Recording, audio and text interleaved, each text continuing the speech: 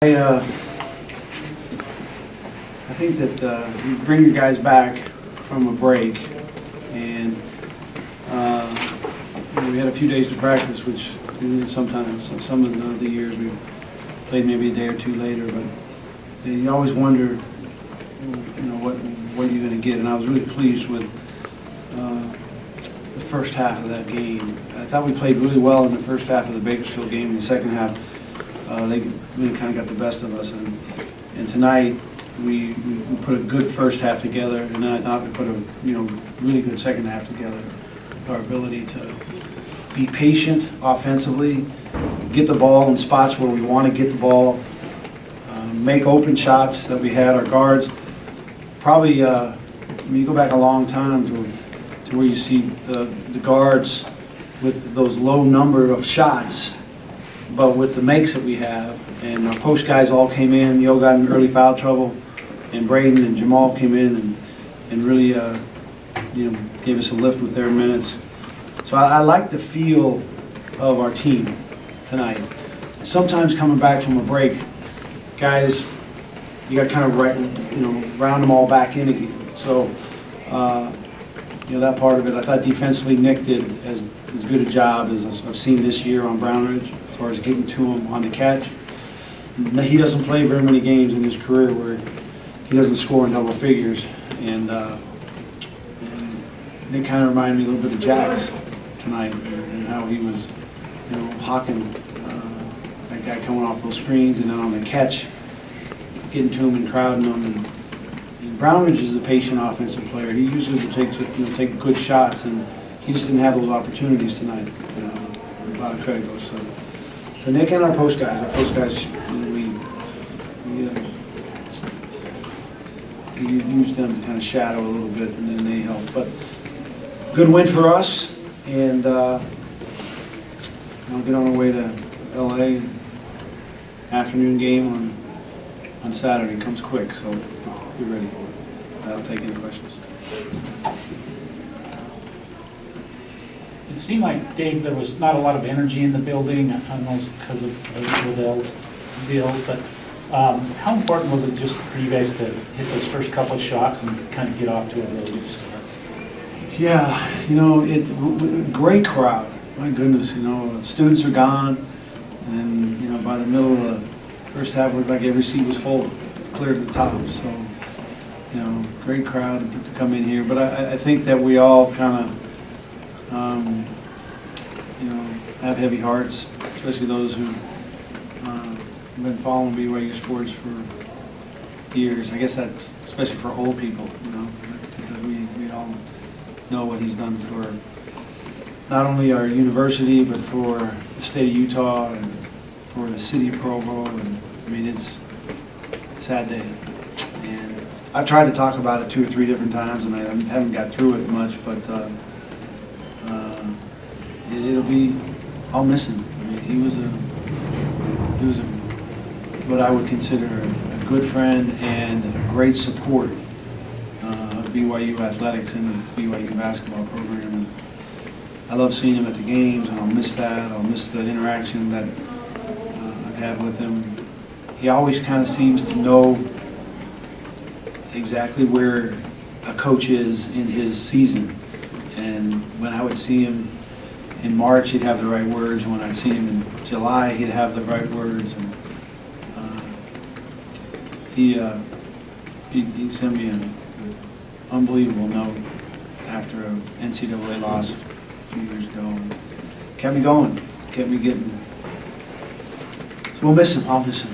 But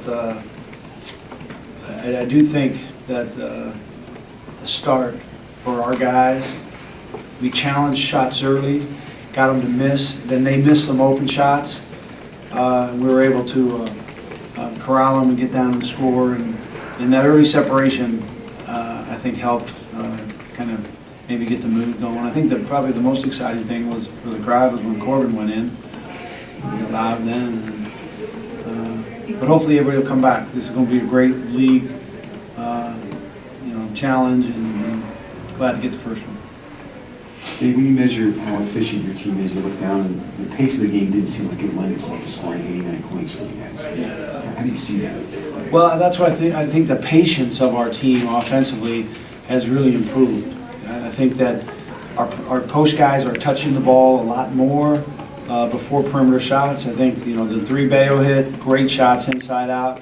Teej hit one off the dribble that was deep, that was just a guy who's hit his first 2 with confidence, and so he felt good.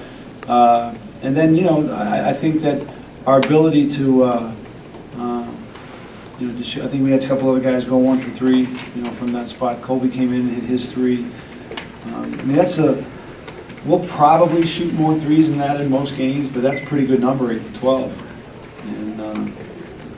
And especially with where this team's been. And that's what, in my opening comments, when I talked about gone for a week, everybody goes home, everybody comes back, I like the feel of this game with this team because we weren't having to corral them back into the group.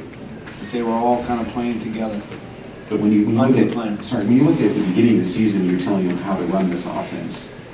How have they gotten to this point where they look so comfortable, even when the game isn't in the high pace like we expect? Well, I think a lot of it is getting used to the 2 point guards. I think that TJ brings one kind of a pace to us, and LJ is more of a patient offensive point guard looking for other guys, and I think that's kind of rubbed off on some of the rest of the team. I really believe that, and I think Coach Nash has done a terrific job of coaching us to our strengths offensively, and hopefully we can stay with it. A big game. I will tell you this, that we need our big guys to be really efficient on the road, and that will be a test for us. This is our first road game, true road game. That's the first time it's ever happened. But we had these 3 events in the NBA arenas, and then the 2 games in the MGM Grand, and so hopefully we're ready for what we're going to see here on Saturday afternoon. How big is it for you guys to have 2 guys like Jamal and Steven go right in and immediately assert themselves? That was really impressive. Jamal is one of these guys who he'll get a gold star in my book forever because he went through so many discouraging things, and now he's at a point where he can actually help our team, and that's all he wants to do is just help us. He doesn't have any other kind of agenda from where he's come from with his injuries, and I think there's been 3 or 4 games, especially when we've had foul trouble early in the first half, that he's come in and given us a big lift, and